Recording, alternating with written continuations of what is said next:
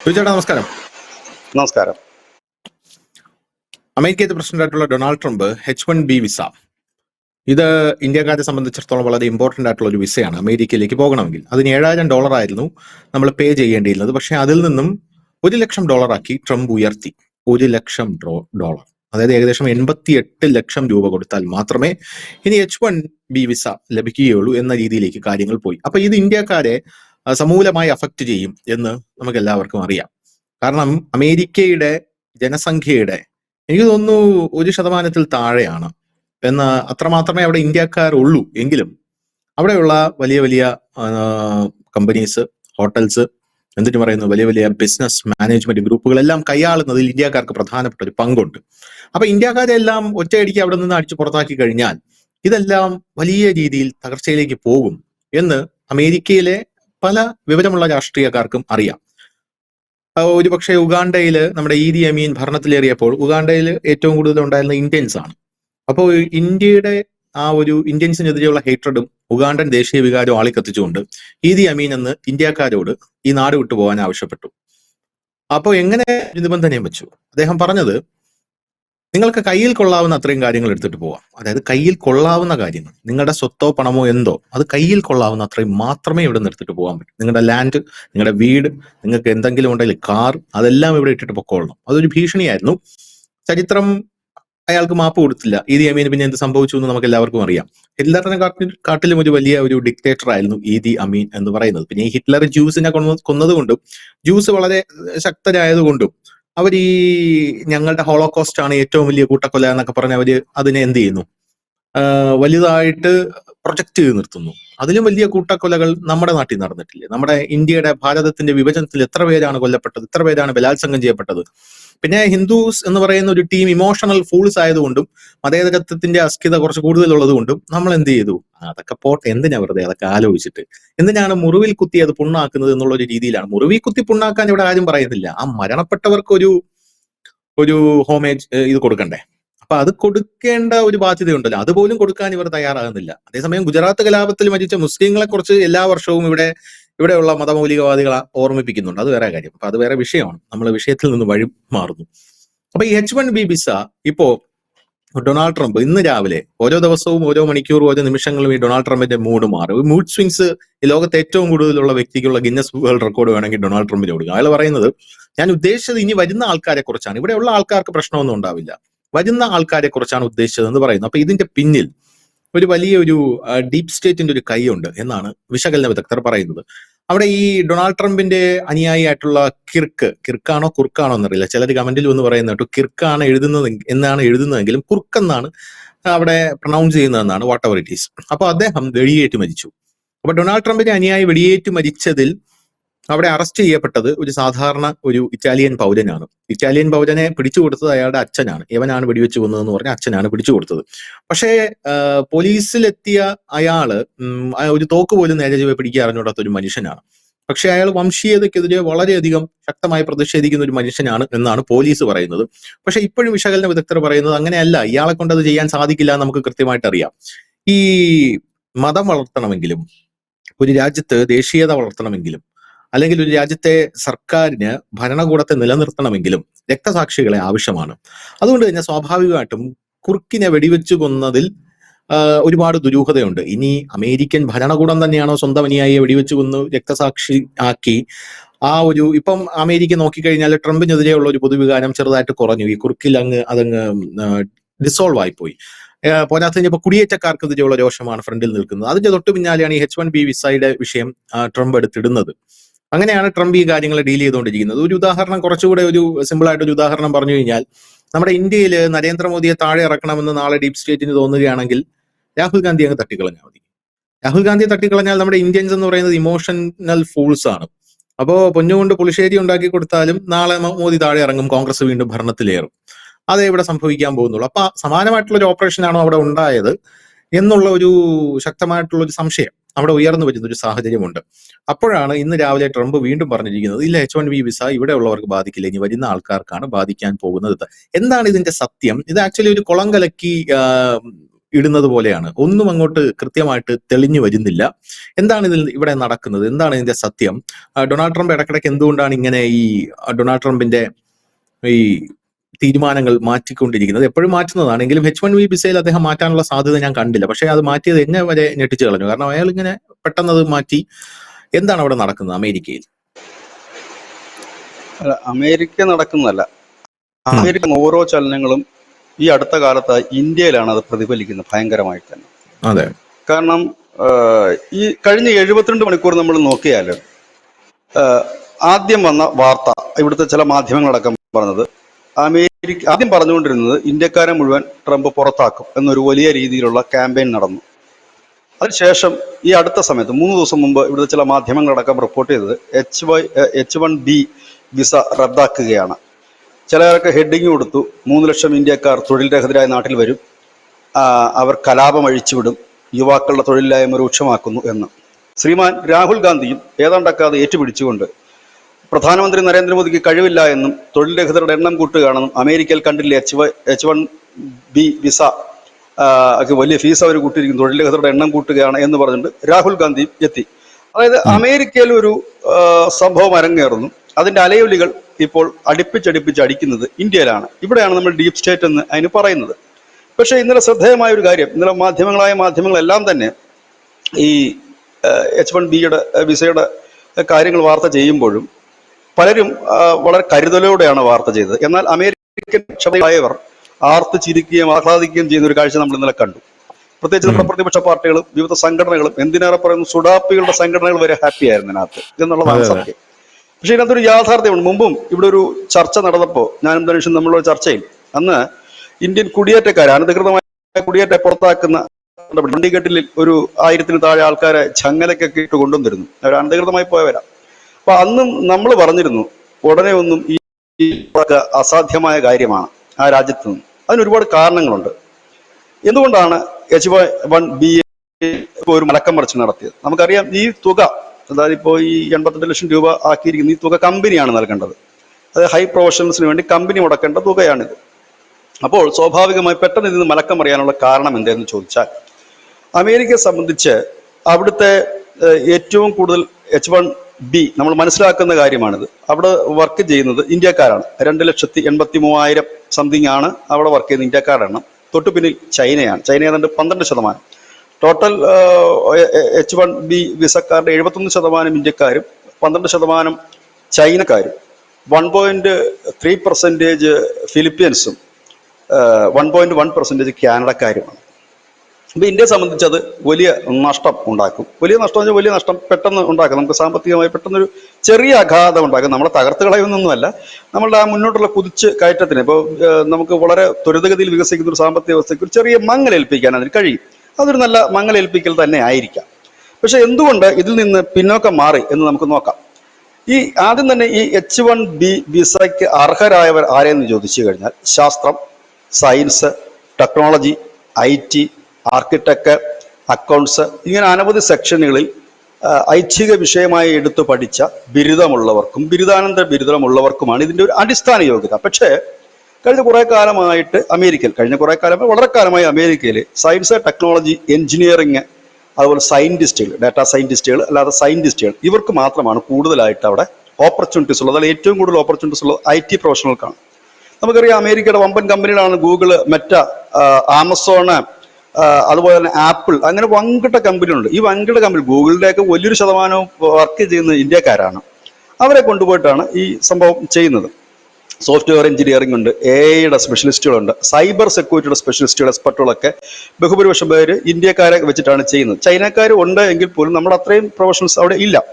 എന്തുകൊണ്ടാണ് ഇതെന്ന് വെച്ചാൽ അനവധി കാരണങ്ങളുണ്ട്. ഈ H1B വിസ അവർ അത്രയും രൂപ മുടക്കി, ഇപ്പോൾ ഈ 88 വന്നിട്ടില്ല, അതിന് മുമ്പുള്ള തുക ധനുഷ് പറഞ്ഞതിലേക്ക് 5 ലക്ഷമോ 7 ലക്ഷമോ എങ്ങോട്ടായിരുന്നു മുടക്കിയെന്നാണ് തോന്നുന്നു.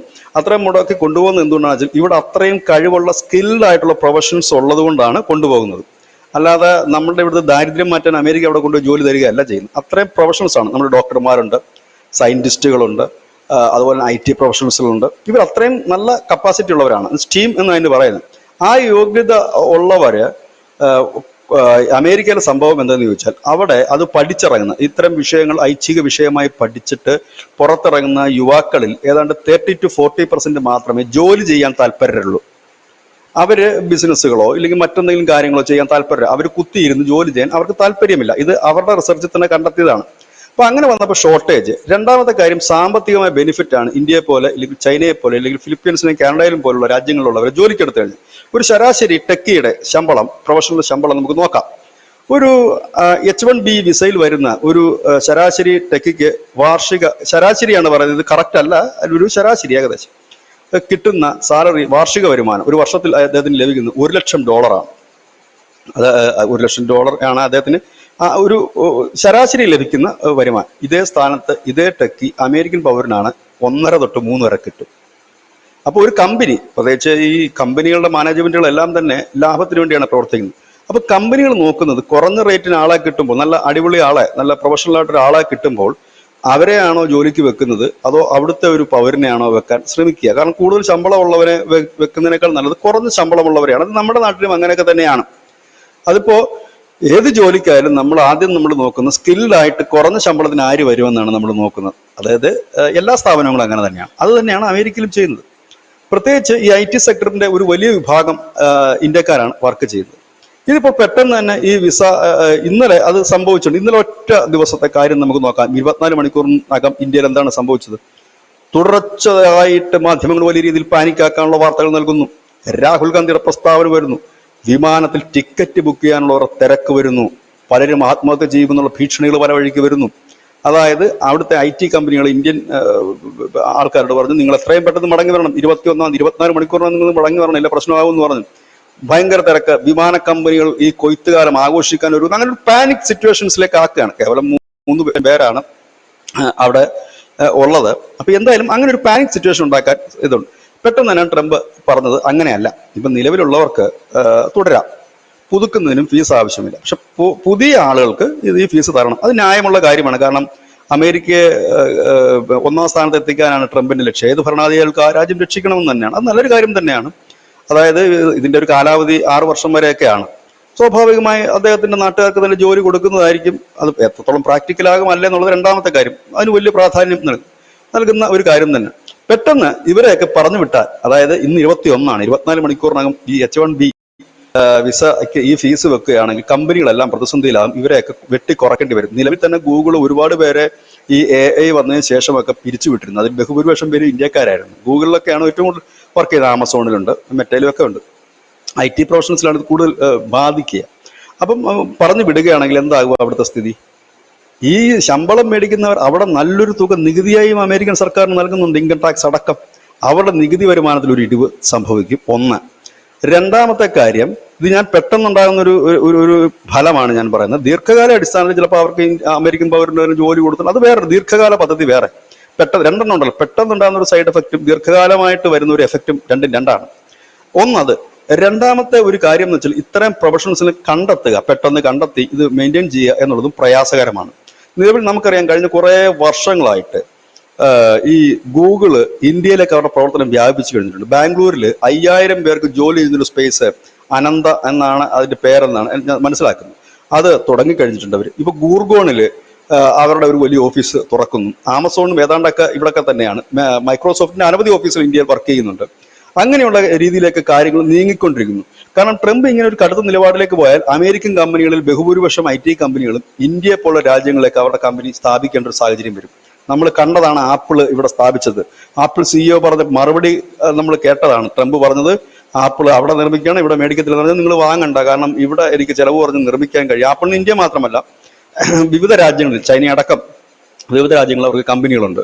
അതുപോലെ തന്നെ അവരും അങ്ങനെ മാറി ചിന്തിക്കും. അത് പെട്ടെന്നൊരു സാമ്പത്തിക ആഘാതം ഉണ്ടാക്കുമെന്ന് മാത്രമല്ല, അതായത് അമേരിക്കയുടെ സാമ്പത്തിക വ്യവസ്ഥയ്ക്ക് ഒരു ചെറിയ ആഘാതം ഉണ്ടാക്കും എന്ന് മാത്രമല്ല, അവരുടെ ഒരു താളം തെറ്റുന്നതിനും ട്രംപിനെതിരെ ജനവികാരം ഉയരുന്നതിനും അതൊരു കാരണമാകും. പ്രത്യേകിച്ച് വൻകിട IT കമ്പനികളെല്ലാം തന്നെ ഒന്ന് സ്റ്റക്കാകും. ഇന്നലെ തന്നെ നമ്മൾ കണ്ട വാർത്ത ശരിയാണെങ്കിൽ 2 മുതൽ 5% വരെ ഈ IT കമ്പനികളുടെ ഓഹരി ഇടിഞ്ഞു എന്നൊരു വാർത്ത. ഈ ഓഹരി വിപണിയിലാണല്ലോ ഇത് ആദ്യം പ്രതിഫലിക്കുക. ഓഹരി ഇടിഞ്ഞു ഈ വാർത്ത വന്നപ്പോൾ തന്നെ എന്നുള്ളതാണ്. പെട്ടെന്ന് തന്നെ ഇങ്ങനെ ഒരു നിലപാടെടുത്തു. നല്ലൊരു നിലപാടാണ്.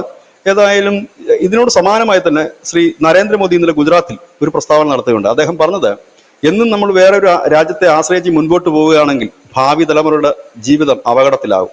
കാരണം ഈ രാജ്യത്ത് തന്നെ ഈ കഴിവുകൾ ഉപയോഗപ്പെടുത്തിക്കൊണ്ട് മുൻപോട്ട് പോകാൻ കഴിയും. നമ്മുടെ രാജ്യത്തെ പോലെ തന്നെ അനവധി സ്റ്റാർട്ടപ്പുകൾ ഇന്ത്യക്കാർ അമേരിക്കയിൽ പങ്കാളികളായിട്ട് തന്നെ മുമ്പോട്ട് പോകുന്നുണ്ട്. ആ സ്റ്റാർട്ടപ്പുകളൊക്കെ അമേരിക്കയിൽ നിന്ന് പോകും. അത്തരം സ്റ്റാർട്ടപ്പുകളൊക്കെ മുന്നിൽ കണ്ടുകൊണ്ടാണ് നരേന്ദ്രമോദി അത് പറഞ്ഞത്. ഇവിടെ അതിനുള്ള ഓപ്പർച്യൂണിറ്റീസ് ഉണ്ട്. ഇതിന് സമാനമായി തന്നെ ഞാൻ ഇന്നലെ പറഞ്ഞിരുന്നു, ചൈന അവരുടെ ഒരു വിസ സമ്പ്രദായം കൊണ്ടിരുന്നുണ്ട്, കെ വിസ എന്ന് പറഞ്ഞിട്ട്. അതായത് അവിടുന്ന് മടങ്ങി വരുന്ന ചൈനക്കാരെ അക്കോമഡേറ്റ് ചെയ്യാൻ. ഇതിനൊരു സിസ്റ്റത്തിന്റെ രീതിയിലാണ് നരേന്ദ്രമോദിയും പറഞ്ഞത്. നമ്മളെ സംബന്ധിച്ച് പെട്ടെന്ന് നമുക്കുണ്ടാകുന്ന റിസൾട്ട്, നമ്മളെ സംബന്ധിച്ച് സാമ്പത്തികമായിട്ട് നമുക്ക് ചെറിയ ഇടിവ് ഉണ്ടാകും നമ്മളുടെ സാമ്പത്തിക രംഗത്ത്. പക്ഷെ ദീർഘകാല അടിസ്ഥാനത്തിൽ നോക്കുമ്പോൾ നമുക്കത് കുറച്ചുകൂടെ ബെനിഫിറ്റ് ആയിരിക്കും.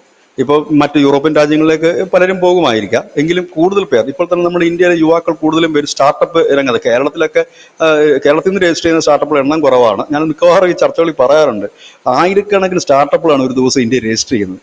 ഇപ്പം നമ്മുടെ ആയുധ വിപണിയിൽ പോലും ചെറിയ ചെറിയ പിള്ളേരും ഇല്ല യൂത്തിന്റെ ഒക്കെ സ്റ്റാർട്ടപ്പുകൾ ഒരു പങ്ക് വഹിക്കുന്നുണ്ടെന്നുള്ളതാണ്. 5 പേര് ചേർന്നില്ല 10 പേര് ചേർന്ന് തുടങ്ങുന്ന സ്റ്റാർട്ടപ്പുകൾ വലിയ രീതിയിലാണ്. ആ ഒരു രീതിയിലേക്ക് വലിയ മുന്നേറ്റം നമ്മുടെ രാജ്യം നടത്തിക്കൊണ്ട്. അപ്പൊ സ്കോപ്പുകൾ പഴയതുപോലെയല്ല, നമുക്ക് ഉണ്ട്. പിന്നെ സ്വാഭാവികമായി തന്നെ ആ ജീവിത ലൈഫ് സ്റ്റൈല് ഇല്ലെന്നുണ്ടെങ്കിൽ അവിടുത്തെ ഒരു സംഭവം അത് കുറച്ചുകൂടെ ബെറ്റർ അമേരിക്ക തന്നെയാണ്. കാരണം അതുമായിട്ട് നമുക്ക് ഇവിടെ ഈ നരേന്ദ്രമോദി കയറിയതിന് ശേഷം മാത്രം 14 കോടി കക്കൂസ് കൊടുത്ത് ഈ രാജ്യത്ത് ശുചിത്വം വേണം എന്ന് പറഞ്ഞാൽ അല്പം ബുദ്ധിമുട്ടായിരിക്കും ഇപ്പോഴത്തെ അവസ്ഥയിൽ. പിന്നെ ഈ പാർപ്പിടത്തിന്റെ കാര്യം 4 കോടി വീടാണ് അദ്ദേഹം കയറിയതിന് ശേഷം മാത്രം കൊടുത്തിരിക്കുന്നത്. അപ്പൊ അങ്ങനെയൊക്കെയുള്ള കാര്യങ്ങൾ നമ്മളിപ്പോൾ നിർബന്ധ ബുദ്ധി പിടിക്കാതെ കുറച്ചുകൂടെ കാത്തിരുന്നാൽ ഇവിടെ ഒരു വലിയ ബൂമിങ് ഉണ്ടാകുക തന്നെ ചെയ്യും. കാരണം യൂത്ത് 55% ഉള്ള ഒരു രാജ്യമാണ് ഇന്ത്യ. അപ്പം ഇങ്ങനെ 2 കാര്യങ്ങളുണ്ട്. ഇതിന്റെ ഒരു അപകടാവസ്ഥ ട്രംപ് മണത്തു. അതായത് ഈ ഡീപ് സ്റ്റേറ്റിൽ ഇത് ഉണ്ടാക്കി വിടുന്ന ഭൂകമ്പം ഇവിടെ ആഘോഷിച്ച് തീരും മുമ്പേ ട്രംപ് അപകടം മണത്തത് കൊണ്ടാണ് പെട്ടെന്ന് തന്നെ അതിനൊരു ക്ലാരിഫിക്കേഷൻ വന്നത്. പിന്നെ ഈ ഒരു സാധനം നിലവിൽ വരും എന്നുള്ള കാര്യം എല്ലാവർക്കും അറിയാവുന്ന അതൊരു യാഥാർത്ഥ്യമാണ്. ഇന്ത്യക്കാരിൽ എല്ലാവർക്കും അറിയാം, അവിടെ ജോലി ചെയ്യുന്നവർക്കും അറിയാം, ഇന്ത്യൻ സർക്കാരിനും അറിയാം. കാരണം ട്രംപ് കയറിയതിന് ശേഷം, ആദ്യത്തെ തവണ കയറിയതിന് ശേഷം 1,70,000 പേർക്കായിരുന്നു ആദ്യത്തെ ഒരു ഈ വിസ അനുവദിച്ചത് അദ്ദേഹത്തിന്റെ കാലഘട്ടത്തിൽ. ഇപ്പോൾ ബൈഡൻ കയറിയപ്പോൾ കുറച്ചുകൂടെ വ്യത്യാസം വന്നു. ഇന്ത്യ എക്കാലവും ആവശ്യപ്പെട്ടുകൊണ്ടിരുന്നത് H1B വിസയുടെ എണ്ണം നിങ്ങൾ കൂട്ടണം എന്നൊരു ആവശ്യമാണ് ഇന്ത്യ മുൻപോട്ട്. അത് കൂട്ടണമെന്ന് പറയുമ്പോൾ അവർ കുറച്ചുകൊണ്ടിരിക്കുകയാണ്. അതിപ്പോൾ ട്രംപ് കയറിയാലും ബൈഡൻ കയറിയാലും നാളെ ഹിലാരി ക്ലിന്റൺ കയറിയാലും ഒക്കെ ഇവരുടെ പോളിസി ഇതാണ്. നല്ല പോളിസിയാണ്, ആ രാജ്യത്തെ സംബന്ധിച്ച് നല്ല പോളിസി, അവരുടെ ഒരു പൗരന് ജോലി കിട്ടുന്നതിൽ. പക്ഷെ അത് എത്രത്തോളം പ്രാക്ടിക്കൽ ആകുന്നു? കാരണം നമ്മളിത് ഗൾഫ് നാടുകളിൽ മുമ്പ് കണ്ടു, ഈ പ്രവാസികളായിട്ടുള്ളവരെ മുഴുവൻ അവർ പറഞ്ഞു വിട്ടുകൊണ്ട് തദ്ദേശീയരായവർക്ക് ജോലി കൊടുക്കാൻ വേണ്ടി ഒരു ശ്രമം നടത്തി. പക്ഷെ അത് അവർക്ക് സക്സസ് ആക്കാൻ കഴിഞ്ഞതുമില്ല. അതുപോലെ ഇത് ആര് കയറിയാലും ഘട്ടം ഘട്ടമായിട്ട് അവിടെ ഇങ്ങനെയുള്ള തസ്തികൾ കുറച്ചുകൊണ്ടേയിരിക്കും. അത് പല പേരിലായിരിക്കും. ഒരുപക്ഷെ AI വന്നു എന്നതിന്റെ പേരിലായിരിക്കാം, സാമ്പത്തിക പ്രതിസന്ധിയുടെ പേരിലായിരിക്കാം, പല പല പല പ്രതിസന്ധിയായിരിക്കും. ഈ ഗൂഗിളൊക്കെ ഒറ്റയടിക്ക് 15,000 15,000 പേരൊക്കെയാണ് പറഞ്ഞു വിടുന്നത്. അപ്പം അങ്ങനെയുണ്ട്. അപ്പൊ അതുകൊണ്ടാണ് അവർ ഇന്ത്യയിലേക്ക് വരുന്നത്. ഇനി ഇതിന്റെ മറുവശമുണ്ട്. ഇന്ത്യക്കാരെ മുഴുവൻ പറഞ്ഞു വിട്ടു എന്നിരിക്കട്ടെ, വിട്ടു കഴിഞ്ഞാൽ ഇന്ത്യയുടെ കയ്യിൽ തന്നെയാണ് ഇതിന്റെ കടിഞ്ഞ. കാരണം നമ്മൾ നാളെ ഗൂഗിളിനൊരു ടാക്സ് വെക്കുന്നു. ഇപ്പൊ യൂട്യൂബിന് നമ്മൾ നടത്തുമ്പോൾ യൂട്യൂബ് വീഡിയോയ്ക്ക് അമേരിക്കക്കാരൻ കാണുന്ന ടാക്സും കൂടെ അടച്ചിട്ടാണ് ബാക്കി തുക നമുക്ക് കിട്ടുന്നത് എല്ലാ മാസവും. അതേ സെയിം സിസ്റ്റത്തിൽ ഞങ്ങളുടെ ആളുകൾ കാണുന്ന പൈസ കൂടെ ടാക്സും കൂടെ ഇവിടെ തന്നിട്ട് വെക്കോ എന്ന് പറഞ്ഞാൽ അവസ്ഥ എന്താകും? ആമസോൺ പോലുള്ള പ്രൊഡക്റ്റിന് ഈ നമ്മുടെ റീറ്റെയിൽ വ്യാപാരികൾ വിൽക്കുന്ന അതേ ടാക്സും കാര്യങ്ങളും നിങ്ങൾ നൽകണം, ഇല്ലെങ്കിൽ നിങ്ങൾക്ക് ഇത്രയാണ് നിങ്ങളുടെ താരിഫ് എന്ന് പറഞ്ഞാൽ ആമസോണിന്റെ കാര്യം എന്താകും? മൈക്രോസോഫ്റ്റിന്റെ കാര്യം എന്താകും? ഈ ലോകത്തിലെ 2 ജനസംഖ്യയുള്ള രാജ്യം ഇന്ത്യയും ചൈനയാണ്. പക്ഷെ ചൈനയിൽ ഈ വക സാധനങ്ങളൊന്നും അവർ 7,000 പണ്ടോട്ട് അടുപ്പിച്ചിട്ടില്ല. പിന്നെ അവർക്ക് ഏറ്റവും കൂടുതൽ വരുമാനമുള്ള കൂടുതൽ വരുമാനമുള്ള ഒരിടം ഇന്ത്യയാണ്. കൂട്ടി കെട്ടിപ്പോയി കഴിഞ്ഞാൽ അത് അവരുടെ ഈ അമേരിക്കൻ സാമ്പത്തിക മേഖലയിൽ അതുണ്ടാക്കുന്ന പ്രത്യാഘാതം ചെറുതല്ല. ഇതാണ് ഇതിന്റെ ഒരു ഇത്. പിന്നെ ഈ ഒരു സാഹചര്യം കൂടി ഇതിൽ നമ്മൾ മുന്നിൽ കാണണം. കാരണം ഇന്ത്യ ഒരു കാലത്തും ഈ മുട്ടിലെഴയുന്ന ഒരു സ്വഭാവം കാണിച്ചിട്ടില്ല. മുട്ടിൽ എഴയണമെന്നാണ് ഇപ്പൊ ആൾക്കാർ പറയുന്നത്. പക്ഷെ മോദി ഒട്ടും എഴയുന്ന ഒരാളുമല്ല. അങ്ങനെ എന്തെങ്കിലും ഒന്ന് സംഭവിച്ചാൽ ഇതിന്റെ തിരിച്ചടി പ്രത്യാഘാതം ഈ രീതിയിൽ ഇന്ത്യക്ക് കൊടുക്കാൻ കഴിയും. അതോടുകൂടി തന്നെ അത് വലിയ പ്രത്യാഘാതം ഉണ്ടാകും. കാരണം നമ്മുടെ ആളുകൾ അവിടുന്ന് പോയി കഴിഞ്ഞാൽ പിന്നെ നമുക്ക് അവരോട് ഈ ഇത് ചെയ്യേണ്ട ആവശ്യമില്ല. മീൻസ് ഒരു സൗമനസ്യം കാണിക്കേണ്ട ആവശ്യം നമുക്ക് ഇല്ലേ ഇല്ല. അപ്പോഴെന്ത് സംഭവിക്കും? ഈ കിടക്കുന്ന വൻകിട കമ്പനികൾ നമുക്കറിയാം. ടിക്ടോക്ക് ഇന്ത്യയിൽ വന്ന സമയത്ത് മെറ്റയുടെ അവസ്ഥ, മെറ്റ തകർന്ന് തരിപ്പണമായി. ഇന്നും മെറ്റ അതിൽ നിന്ന് കരകയറിയിട്ടില്ല. ഇത് മുന്നിൽ കണ്ടുകൊണ്ടാണ് നരേന്ദ്രമോദി 2ാം മോദി സർക്കാരിന്റെ കാലത്ത് ഒരു നിയമം കൊണ്ടുവന്നു, പാസ്സാക്കിയെടുത്ത് പാർലമെന്റിൽ. അത് അതായത് ഈ സോഷ്യൽ മീഡിയ പ്ലാറ്റ്ഫോമുകൾ ഡാറ്റ കൈമാറ്റം നടത്തണം സർക്കാരുമായിട്ട് എന്ന് പറഞ്ഞു. ആദ്യം ഒപ്പുവെച്ച കമ്പനി ഗൂഗിൾ ആയിരുന്നു. പക്ഷേ മെറ്റയും ട്വിറ്ററും ഒന്നും അത് ഒപ്പുവെക്കാൻ തയ്യാറല്ല. അവർ കേസിന് പോയി. പിന്നീട് ഈ അടുത്ത സമയത്ത് മെറ്റ അതിനകത്ത്, അതായത് നമ്മുടെ ഈ വാട്സപ്പിലും മറ്റുമൊക്കെ വരുന്ന മെസ്സേജുകളും കാര്യങ്ങളുമൊക്കെ അന്വേഷണ വിധേയമായിട്ട് സർക്കാരിന് കൈമാറുക എന്നുള്ള നിയമമാണ്. ഗൂഗിൾ എന്തുകൊണ്ട് ആദ്യം അത് ഹാൻഡിൽ ചെയ്തു, ഒപ്പുവെച്ചു എന്ന് വെച്ച് കഴിഞ്ഞാൽ ഗൂഗിളിന് അറിയാം അത് ഒപ്പുവെച്ചില്ലെങ്കിൽ പൂട്ടിക്കെട്ടി പോകേണ്ടി വരും, നഷ്ടം വലുതായിരിക്കും. അപ്പൊ ഇതെല്ലാം നേരത്തെ തന്നെ തടയിട്ട് നിർത്തിയിരുന്നു മോദി. അല്ലാതെ അദ്ദേഹം രാഹുൽ ഗാന്ധി പറയുന്നത് കഴിവുള്ള ആളല്ല. അന്നേ ഇവരെയൊക്കെ വരച്ച വരയിൽ കൊണ്ട് നിർത്തിയിട്ടാണ് മുമ്പോട്ട് പോയത്. ടിക്ടോക്കിനെ കൊണ്ടൊന്നും ഇവിടെ കളിപ്പിച്ചത്. ഇപ്പൊ വീണ്ടും ഗുർഗോണിൽ ടിക്ടോക്കിന്റെ ഓഫീസ് തുടങ്ങുകയാണ്. ഭയക്കേണ്ടത് ആരാണ്? ഈ മെറ്റയും ട്വിറ്ററും ഒക്കെ തന്നെയാണ് ഭയക്കേണ്ടത്. കാരണം അവർക്ക് ബദലായിട്ട് മുകളോട്ട് വളരാൻ ഒരു നീക്കം അവർ നടത്തും. കാരണം ടിക്ടോക്ക് അപ്പോഴും അങ്ങനെയായിരുന്നു. മെറ്റ പോയി, മെറ്റ ഇപ്പൊ പതുക്കെ പതുക്കെ ഇതായിട്ട് വരുന്നതേ ഉള്ളൂ. അതാണ് ഇതിന്റെ ഒരു യാഥാർത്ഥ്യം. ഇതൊരു റിയാലിറ്റിയാണ്. ഈ റിയാലിറ്റി അറിയാതെ ചുമ്മാതെ കിടന്ന് ബഹളം വെച്ചിട്ട് ഒരു കഥയുമില്ല. വരും, ഭാവി വരും. ഭാവി ചിലപ്പോൾ ഒരുപക്ഷെ ഇത് സംഭവിക്കും. H1B വിസയിൽ ആരെയും പോകാൻ പറ്റില്ലായിരിക്കാം. അത് ഭാവിയിലെ കാര്യം. ഇപ്പോഴ് നമ്മൾ നമ്മുടെ ഒരു അതിനു മുമ്പ് നമ്മൾ നമ്മുടെ ഒരു ബേസ് സ്ട്രോങ് ആക്കുക എന്നുള്ളതേ ഉള്ളൂ. വേറൊരു മാർഗം.